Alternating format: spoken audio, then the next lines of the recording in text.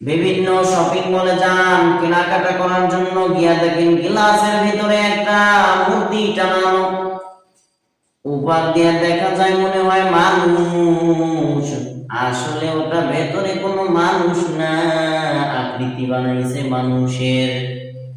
ঠিক তেমনি এই ধরনের মুনাফিকরা হলো উপর দিয়ে মুমিন, উপর দিয়ে তারা নাম দেয় আমরা ইমানদার, কিন্তু আল্লাহর আদালতে এরা চূড়ান্ত মুনাফিক, কাফেরের থেকেও বড় খারাপ। আলহামদুলিল্লাহ আলহামদুলিল্লাহিল্লাযী জাআলা আশ-শামসা ওয়াল কমারা বিহুসবান ওয়ান নাজমা ওয়াশ-শাজারা ইয়াসজুদান ওয়া ফাদ্দালা জামানান আলা জামান কামা ফাদ্দালা মাকানান আলা মাকান ওয়া ইনসানান আলা ইনসান ওয়া নাশহাদু আন লা ইলাহা ইল্লাল্লাহু ওয়াহদাহু লা শারীকা লাহু ونشهد أن سيدنا وسندنا وحبيبنا وحبيب ربنا وحبيب ربنا وطبيبنا وطبيب قلوبنا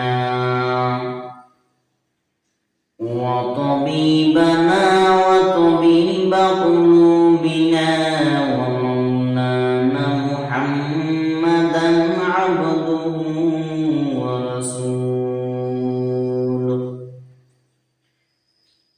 الذي أرسله الله تعالى بالحق بشيرا ونذيرا وداعيا إلى الله بإذنه وسراجا منيرا. أما بعد فأعوذ بالله من الشيطان الرجيم. بسم الله الرحمن الرحيم. لقد كان لكم في رسول الله أسوة حسنة. وقال رسول الله صلى الله عليه وسلم: من أطاعني فقد أطاع الله، ومن عصاني فقد عصى الله. तकबीर में कलमा में नमाजों में अज़ामें, तकबीर में कलमा में नमाजों में अज़ामें, है नाम इलाही से मिला नाम मुहम्मद, है नाम इलाही से मिला नाम मुहम्मद।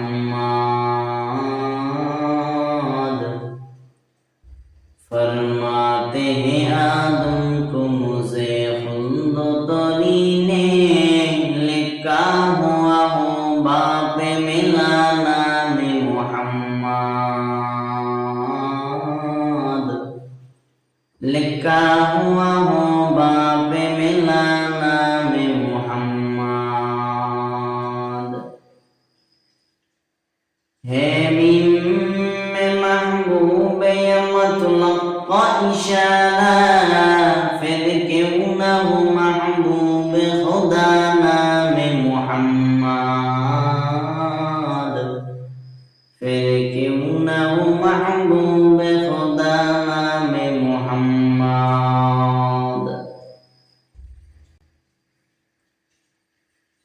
আলহামদুলিল্লাহ, আল্লাহ পাক রব্বুল আলামিনের দরবারে শত সহস্র লক্ষ কোটি শুকর ও সুজুদ, যে মহান মালিক আমাদেরকে পবিত্র জুমার দিন জুমার নামাজ আদায় করার উদ্দেশ্যে আল্লাহ পাক রব্বুল আলামিনের ঘর মসজিদে এসে দুনিয়ার সমস্ত ঝাই ঝামেলা থেকে ফারেগ রেখে আমাদিগকে দুনিয়াবি কথাবার্তা ছেড়ে আখিরাতমুখী কিছু কথাবার্তা শোনার মতো তৌফিক দান করেছেন। এজন্য উচ্চ কণ্ঠে আওয়াজ তুলে বলি আলহামদুলিল্লাহ।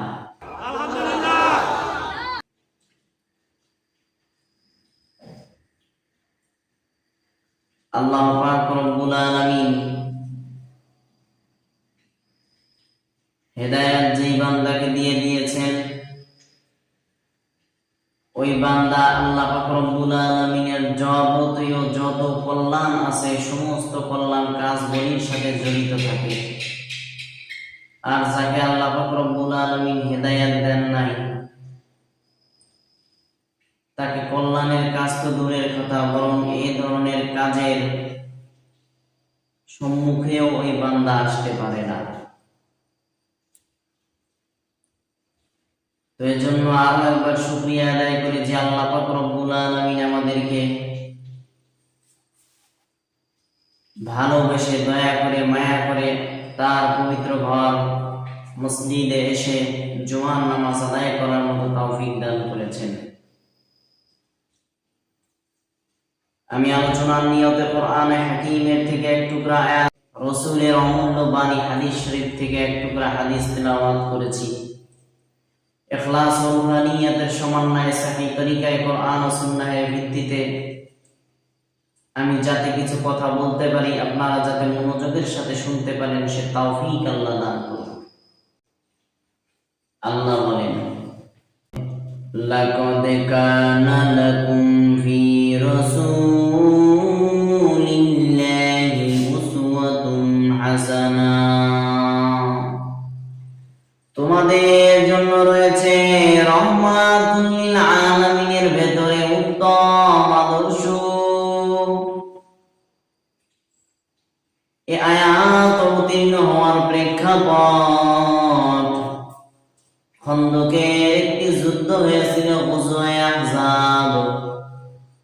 নবী আমার যুদ্ধের বিজয়ের কৌশল অবলম্বনে একটি গর্ত খনন করেছিলেন, যাতে করে যুদ্ধে বিজয় অবলম্বন করতে পারে। এই গর্ত খননের মাধ্যমে এক শ্রেণীর মুনাফিক আসলে ইমানদার না, কিন্তু নামধারী মুসলমান, উপর দিয়া তারা নাম দেয় আমরা ইমানদার, কিন্তু আল্লাহর আদালতে এরা চূড়ান্ত মুনাফিক, কাফেরের থেকেও বড় খারাপ। এই মুনাফিকেরা স্বার্থ হাসিলের উদ্দেশ্যে মায়ার নবীর পেছনে দৌড়ায়, এদিকেও খায় ওদিকেও খায়। নবী আমার গর্ত খনন করতে বললে এই কষ্টের কাজ করা যাবে না, এটা তো বলা যায় না। অজুহাত পেশ করলো, ও নবী বাড়িতে আমার স্ত্রী বড় অসুস্থ, আমার বাড়িতে যাওয়া লাগবে। কেউ ওজর পেশ করে, ও নবী আমার বাজারে যাওয়া লাগবে বাজার করার জন্য, বাজারে যাওয়ার মতো কেউ নাই, আমাকে একটু রুখসুখ দেন। আর একজন দাঁড়ায় বলে, ও নবী বাড়িতে আমার অসুস্থ বিবি পড়ে আছে, আমার বাড়িতে যাওয়া লাগবে, আমাকে একটু রুখসুখ দেন। মায়ার নবীর দিলটা বড় নরম। অজুহাত শোনা মাত্রই সাথে সাথে মায়ার নবী বললেন, যান তোমাদের আজ থেকে ছুটি, আল্লাহ পাক রব্বুল আলামিন সাথে সাথে জিবরাইল আমিনের মাধ্যমে আয়াত নাযিল করলেন, লাকাদ কানা লাকুম ফি রাসূলিল্লাহি উসওয়াতুন হাসানা, তোমাদের জন্য রয়েছে রহমাতুল লিল আলামিনের ভেতরে উত্তম আদর্শ। হে মুমিন, গ্রহণ করে নাও। আর তাদের জন্য ছিল রহমাতুল লিল আলামিনের ভেতরে উত্তম আদর্শ, কিন্তু গ্রহণ করে নাই। তাদের জন্য মানে মুনাফিক, তোমাদের জন্য মানে মুমিন। ও মুমিন, তোমাদের জন্য রয়েছে রহমাতুল লিল আলামিনের ভেতরে উত্তম আদর্শ, গ্রহণ করে নাও। তাদের জন্য মানে মুনাফিক, ও মুনাফিক, তোমাদের জন্য ছিল রহমাতুল লিল আলামিনের ভেতরে উত্তম আদর্শ, কিন্তু তোমরা গ্রহণ করো নাই। জিবরাইল আমিন মায়ার নবীর কাছে এসে বলে, ও নবী, এরা আসলে প্রকৃত ঈমানদার না, এরা ওযর পেশ করেছে আপনার কাছে, তাদের একটা ওযরও সত্য না। এরা হলো চূড়ান্ত পর্যায়ের মুনাফিক, মিথ্যাবাদী, ইহুদি বেঈমানের দল। এরা স্বার্থ হাসিলের উদ্দেশ্যে আপনার পিছনে লেগেছে, স্বার্থ হাসিলের জন্য আপনার পিছনে ঘুরে। এদিকে আপনি যে পরামর্শগুলো করেন, ওই পরামর্শগুলোতে যা ফয়সালা হয়, ওই দিকে তারা তাদের মুনাফিক সর্দারকে জানায়া দেয়। এদের উদ্দেশ্য হলো নিজেদের স্বার্থ হাসিল আর ইসলামের ক্ষতি। এই মুনাফিকেরা কেমন মুনাফিক? বিভিন্ন ধান ক্ষেত, বিভিন্ন ফসলি জমিনের মধ্যে আপনারা যান, গিয়া দেখেন ক্ষেতের মধ্যে একটা মূর্তি টানানো, লাঠির মধ্যে একটা জামা পরা, উপরে একটা হাড়ি দেওয়া, মনে হয় বড় মানুষ। আসলে কি ওটা মানুষ? না, ওটা মানুষ না, মূর্তি টানানো। বিভিন্ন শপিং মলে যান কেনাকাটা করার জন্য, গিয়া দেখেন গ্লাসের ভিতরে একটা মূর্তি টানানো, উপর দিয়ে দেখা যায় মনে হয় মানুষ, আসলে ওটা ভেতরে কোনো মানুষ না, আকৃতি বানাইছে মানুষের। ঠিক তেমনি এই ধরনের মুনাফিকরা হলো উপর দিয়ে মুমিন, উপর দিয়ে তারা নাম দেয় আমরা ঈমানদার, কিন্তু আল্লাহর আদালতে এরা চূড়ান্ত মুনাফিক, কাফেরের থেকেও বড় খারাপ। সঙ্গে সঙ্গে মায়ার নবী ওই সকল মুনাফিকদেরকে ত্যাগ করলেন আর তার নিজ সাহাবাদেরকে নিয়ে গর্ত খনন করলেন। মায়ার নবী দ্বীন প্রচার করার জন্য এত কষ্ট করেছে, আর আজকে কোথায় গেল সেই মায়ার নবীর সুন্নাত? কোথায় গেল মায়ার নবীর আদর্শ? নবী আমার বলেন, মান আতাআনি ফাকাদ আতাআল্লাহ ওয়া মান আসানি ফাকাদ আসাল্লাহ। আমি নবীর অনুসরণ যে বান্দা করলো, যেন আল্লাহরই অনুসরণ করলো, আর যে বান্দা আমি নবীর সাথে গাদ্দারি করলো, আমি নবীর নাফরমানি যে বান্দা করলো, ও যেন আল্লাহ পাক রব্বুল আলামিনের নাফরমানি করলো। ভিন্ন আয়াতের মধ্যে আল্লাহ পাক রব্বুল আলামিন বলেন, হে নবী আপনি বলিয়া দেন, আমি আল্লাহকে যারা ভালোবাসতে চায় তারা যেন আপনি নবীকে ভালোবাসে। আজ কোথায় গেল সেই নবীর আদর্শ? কোথায় গেল সেই নবীর সুন্নাত?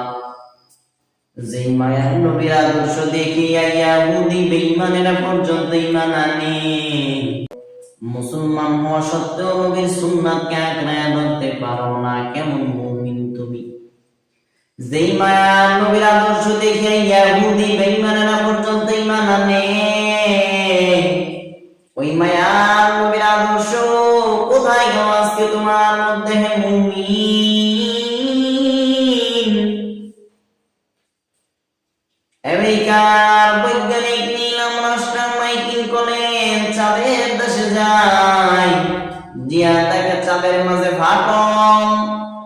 ছবি তুলে এসে কম্পিউটারে আপলোড করার সাথে সাথে কম্পিউটার সাথে সাথে ল্যাবরেটরি মেসেজ জানায়া দেয় এ ছবি 1-2 বছর আগের ফাটল না, এ ছবি 1000 বছর আগের ফাটল। এবার বৈজ্ঞানিক সাহেব গবেষণায় বের হয়ে গেলেন। কে তাহলে চাঁদকে দ্বিগুণিত করলো? গবেষণা করতে করতে এই জগতের মধ্যে যত কিতাব আছে সব মোতালা করা শেষ, বাকি আছে শুধু কোরআন। কোরআন রিসার্চ করতে করতে করতে করতে বান্দার হিসাব মিলে যায় এ ছবি 1000 বছর আগের ফাটল ফাটিয়েছে আমার মায়ার নবীর হাতের ইশারায়। পাদের কুদরত দানি বরকামান আনতা হাসবি আনতা রব্বি জুল জালাল তুকু যাও সুন্নতে আহমদ কো জাবান মুহাম্মদ কাইবুয়াত নিসবতুরা। যে বান্দা মায়ার নবীর আদর্শকে মেনে চলবে ওই বান্দা কখনো নামাজ কাজা করতে পারে না। যে বান্দার মধ্যে আমার মায়ের নবীর আদর্শের মালাটা গলায় আছে ওই বান্দা কখনো নামাজ কাজা করতে পারে না, রোজা ছাড়তে পারে না। ওই বান্দা ইসলামের বিধিবিধান সঠিকভাবে পালন করে। বোঝা গেল প্রকৃত আশিকে রাসূল মানে সে যে মায়ার নবীর আদর্শকে আঁকড়াইয়া ধরেছে এবং পুঙ্খানুপুঙ্খানুভাবে সেগুলোর উপরে আমল করে চলার চেষ্টা করে। এটার নাম আশিক রাসূল নাহি মুমিন। তুমি মায়ার নবীর উম্মত হইছো অথচ গালে দাড়ি নাই, এটার নাম আশিক রাসূল না। যে তুমি প্রকৃত মুমিন হয়ে গিয়েছো অথচ এখনো পর্যন্ত তুমি হালাল কোনটা হারাম কোনটা সঠিকভাবে পর্যবেক্ষণ করে চলতে পারো না। না রে বাবা না, জমিনের মধ্যে আমার মায়ার নবী তোমাকে চাষাবাদ করার জন্য পাঠায় নাই। জমিনের মধ্যে আমার মায়ার নবী তোমাকে বিল্ডিং কিভাবে বানাবা সেটা দেখানোর জন্য পাঠায় নাই, বরং পাঠাইছে কিভাবে তুমি একজন চরিত্রবান মানুষে পরিণত হবা আল্লাহ পাক রব্বুল আলামিনের সাথে লাগাইয়া দেওয়ার জন্য আমার নবী জমিনের মধ্যে আসছে। অতএব এই নবীর আদর্শকে যারা ছেড়ে দিয়েছো